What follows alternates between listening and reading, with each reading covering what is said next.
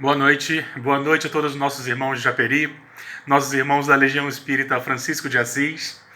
É com muita alegria, com muita honra que mais uma vez nós temos essa oportunidade de nos reunirmos para que nós possamos estudar o Evangelho de Jesus, para que nós possamos, enfim, para que a gente possa de alguma forma se reencontrar, criar, manter esses nossos laços que nos unem em torno de um ideal, de um propósito.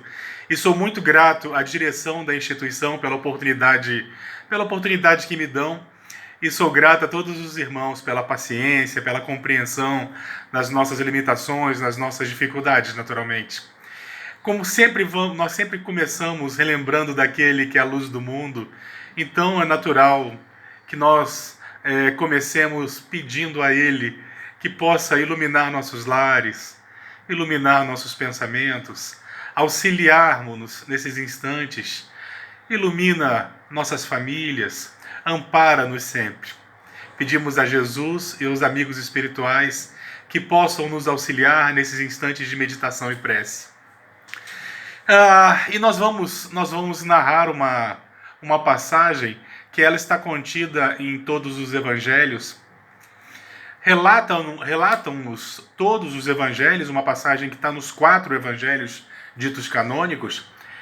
Relata-nos então que após aquele episódio maravilhoso que ficou conhecido como a Última Ceia, onde Jesus teria derramado ali lições impressionantes, onde Jesus teria revelado aos seus discípulos que já não os tratava como servos, mas como irmãos, porque ele revelava tudo aquilo que ele sabia da parte com o Pai.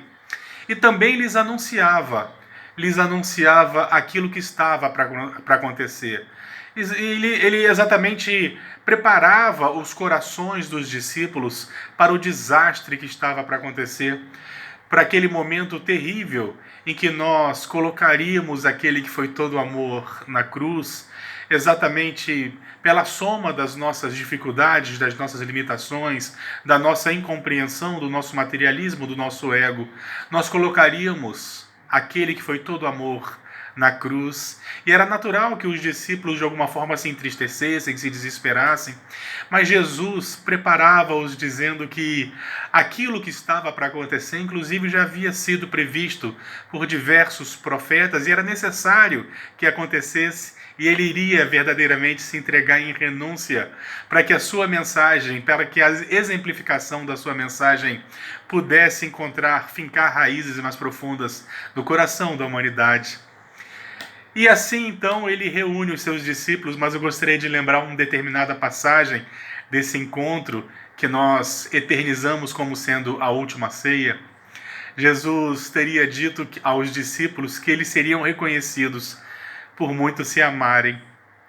Os discípulos de Jesus serão reconhecidos pelo tanto que se amam, por muito se amarem.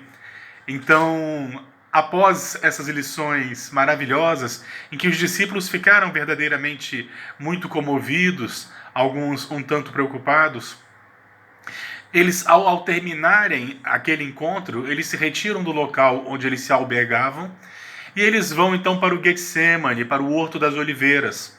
Lá, chegando no Horto das Oliveiras, Jesus com os 11 discípulos, Jesus então se afasta dos demais discípulos com apenas 3 deles. Jesus teria chamado Tiago, João e Pedro e teria então convocado-os para que eles pudessem meditar, para que eles pudessem permanecer em oração, em vigilância. Jesus então se afasta com esses 3 do outro grupo e pede a esses discípulos que com ele pudessem orar e vigiar. Segundo o evangelista, um dos evangelistas, Jesus ainda se afasta desses 3 à distância de uma pedrada. Eu particularmente não sei a distância que é uma pedrada, ou uma distância que se chega a uma pedrada, mas eu imagino que Jesus não tenha se afastado muito, porque dependendo do tamanho da pedra, nós não conseguimos atirá-la muito longe. Então Jesus se afasta um pouco do grupo e se coloca de joelhos e com a fronte no chão e começa a orar. Os evangelhos vão nos relatar que nesse momento Jesus trava um diálogo com um anjo. Curiosamente, então, Jesus retorna algumas vezes para ver os seus discípulos e por 3 vezes, então, ele os encontrava dormindo. Jesus então perguntava: mas não conseguistes velar comigo nem por 1 hora? Todas as vezes que Jesus foi olhar os discípulos haviam adormecido, haviam sido derrotados pelo sono. E é uma passagem que eu acho muito curiosa. Eu sempre me perguntei, mas como assim? Primeiro, aquelas pessoas estavam ao lado de Jesus. Compreendiam naquele momento, já que eram as últimas horas que eles estariam ao lado do Mestre, eles já eram capazes de compreender a grandiosidade daqueles a quem eles seguiam. E não conseguiram velar com Jesus nem por 1 hora? Seria o cansaço físico? Seria o cansaço, o sono? Será que eles foram verdadeiramente acometidos pelo sono, pelo cansaço? Por que aqueles homens não conseguiram ficar por 1 hora em oração e vigilância, exatamente como Jesus havia pedido? Quando Jesus pede a oração e a vigilância, nós entendemos, através da lente da doutrina espírita, nós conseguimos compreender o que Jesus pedia. Quando Jesus pede a oração, é para que aquelas pessoas se mantenham com um pensamento elevado, em sintonia com aquilo que existe de superior, para que eles pudessem então ser beneficiados pela inspiração, para que eles pudessem ser amparados. E a vigilância, naturalmente, que não era vigiar aquilo que estava à sua volta, mas aquilo que estava para dentro. Vigiar os nossos pensamentos, que vez por outra são assaltados por sugestões depreciativas, negativas. Vigiarmos-nos é muito mais importante, e certamente quando Jesus falava da necessidade de orar e vigiar, ele estava se referindo da oração no seu sentido mais amplo, da comunhão com aquilo que existe de mais elevado, e a vigilância, para nós conseguirmos mantermos-nos em sintonia, vigiando, policiando nossos pensamentos, nossos sentimentos, não alimentando, às vezes, sugestões, não alimentando determinados pensamentos que nos distraem. Era o pedido de Jesus, a oração e a vigilância. E por 3 vezes, então, quando Jesus vai aos seus discípulos, ele os flagra dormindo. Eu não consigo imaginar por que aquelas pessoas dormindo. Por que aquelas pessoas dormiam? Meus irmãos, aquelas pessoas sabiam que dentro de algumas horas algo de muito ruim estava para acontecer, seria natural. Que elas estivessem com a circulação sanguínea repletada de adrenalina. Quem conseguiria dormir? Jesus falava que ele seria entregue, que ele seria levado. E aquelas pessoas, e eles também por consequência, se Jesus seria perseguido, era natural que os seus discípulos diretos, por extensão, sofressem algum martírio, fossem perseguidos também.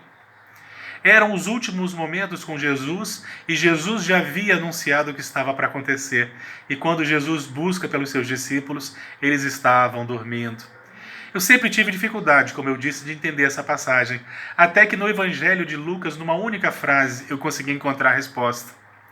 Segundo o evangelista Lucas, Jesus teria dito que os seus discípulos dormiam de tristeza.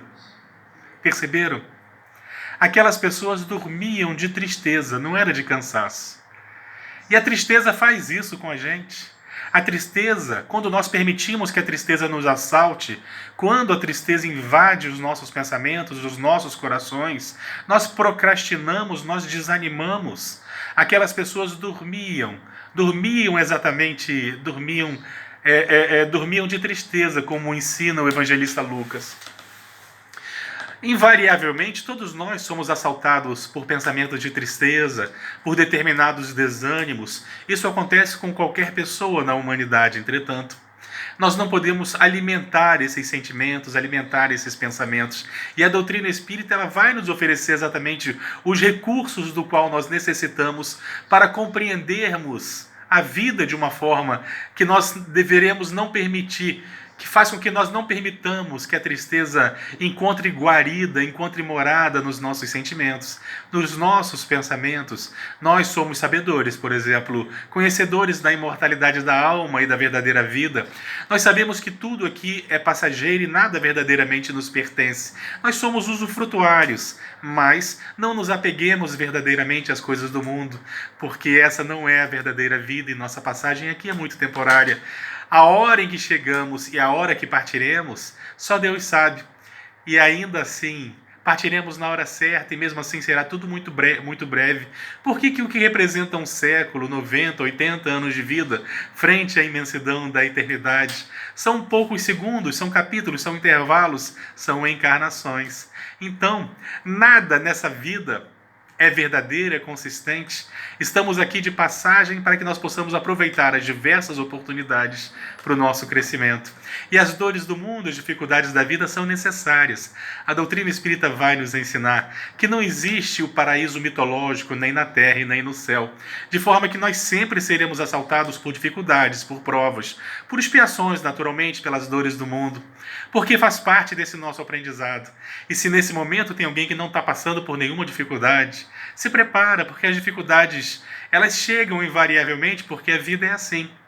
E só chegam também aquelas dificuldades das quais nós somos capazes de suportá-las, porque como nos ensina Jesus, não existe uma cruz pesada para um ombro frágil.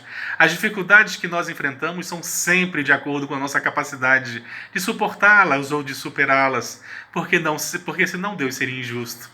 Então, meus irmãos, nós só temos motivos para agradecer a vida que levamos, mesmo os momentos de dor, de dificuldade, os momentos que nós estamos vivendo, eles são todos muito importantes para nós, e sem eles nós não progrediríamos. Não existe progresso sem que nós consigamos aquele aguilhão que verdadeiramente nos toca para frente, que nós chamamos de dor, de dificuldade. Existe um jargão popular que eu gosto muito, que fala que mar calmo nunca fez bom marinheiro. E é verdade, são as dificuldades que nos impulsionam, as dificuldades que encontramos em nossas vidas pessoais, profissionais, em família. Tudo isso é extremamente importante para que nós possamos extrair de nós o que nós temos de melhor em termos de fé, compreensão, esperança, amor, caridade, naturalmente. Tudo isso é desenvolvido naturalmente nos momentos difíceis que enfrentamos. Então, meus irmãos, agradeçamos porque a gratidão é terapêutica, nos ensinam os Espíritos. A gratidão é terapêutica. Vamos agradecer por tudo, mesmo e principalmente pelos momentos difíceis que enfrentamos, porque sabemos o quanto eles são necessários para todos nós, naturalmente. Não existe enfrentarmos um problema sem que ele nos acrescente algo. E se nós não aproveitarmos a lição que ele nos oferece, ele se repetirá inúmeras vezes, até o momento em que nós não precisaremos mais daquela lição.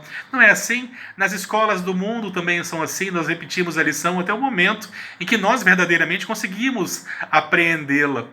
Então, as dificuldades são extremamente importantes. Agradeçamos as dificuldades, mas Guilherme, isso seria sadismo? É claro que não, quando nós compreendemos os mecanismos perfeitos que regem tudo à nossa volta em nome do amor, nós começamos a compreender que até as dores e as dificuldades, elas são muito importantes para nós e agradeçamos por ela.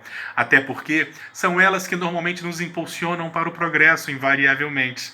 Então, depois que nós passamos pelas dificuldades, que nós olhamos para trás, quantos de nós já não conseguimos olhar para grandes problemas que nós passamos no passado e nós conseguimos falar deles até sorrindo? Aquilo que foi para nós um grande transtorno, de muito medo, de muito constrangimento, dependendo do que nós passamos. E hoje nós conseguimos falar rindo. Nós olhamos para trás e percebemos que no momento em que nós estamos passando pela dificuldade, ela parece ser muito maior do que verdadeiramente é. Mas nós vencemos. Assim, o mundo vai sempre nos oferecer mecanismos, provas, dificuldades para que nós possamos vencer, e a cada vencida nossa. A cada vencida é um degrau que nós subimos nas experiências do mundo. Então, meus irmãos, as dores, as dificuldades, não permitamos que elas nos abatam.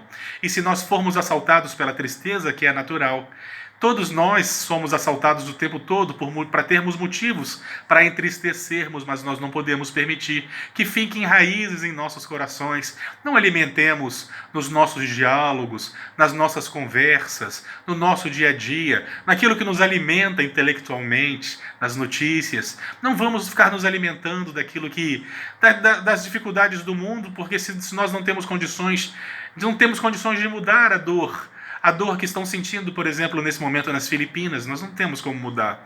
Nós não temos como mudar, por exemplo, as dificuldades que as pessoas estão encontrando nos hospitais, porque não sou eu quem fabrica os insumos necessários para que aquelas pessoas possam ter a recuperação que precisam em termos de sedativos. Nós podemos fazer a nossa parte sim, mas na hora certa. Em determinadas situações nós verdadeiramente não somamos ou não acrescentamos nada. Vamos vibrar positivamente, principalmente pensando naquelas pessoas, nos seus momentos difíceis. Vamos nos preservar, mas não vamos permitir que a tristeza crie raízes nos nossos sentimentos, nos nossos pensamentos. Não, pelo amor de Deus, isso não é se alienar, muito pelo contrário, isso é se conscientizar da realidade das coisas, exatamente como nos ensina a doutrina espírita.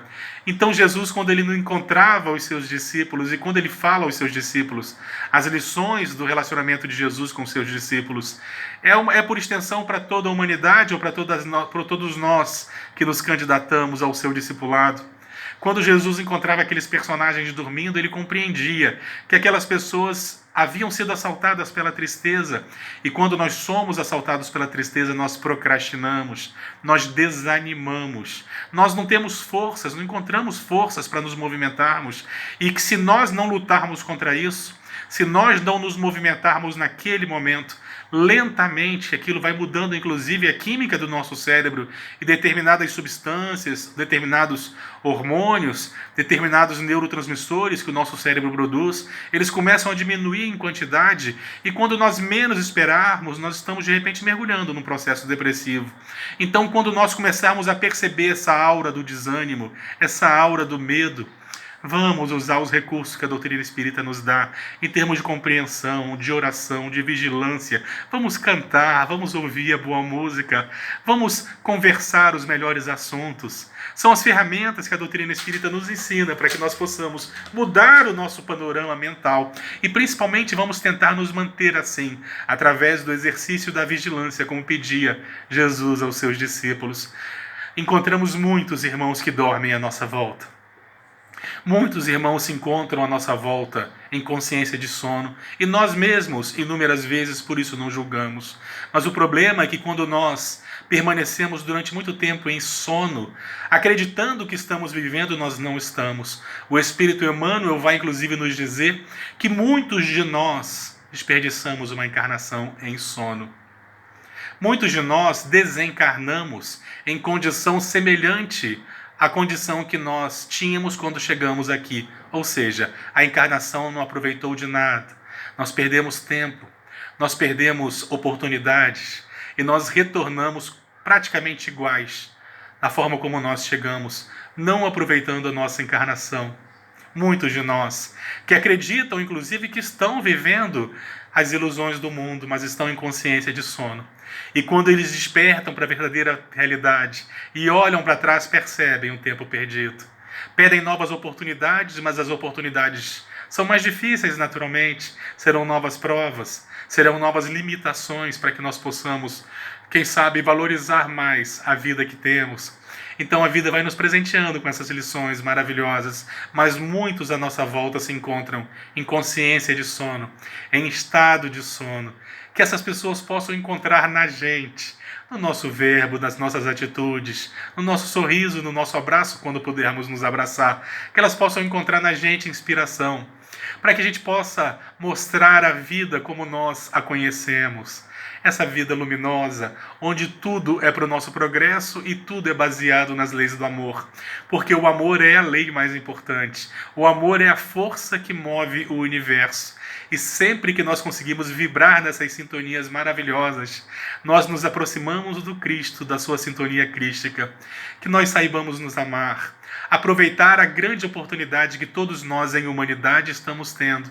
Vamos aproveitar para que nós possamos, já que muitos de nós estamos com um pouco mais de tempo, obrigados que estamos a permanecermos dentro de casa, vamos aproveitar para a boa leitura, vamos aproveitar para a nossa convivência em família.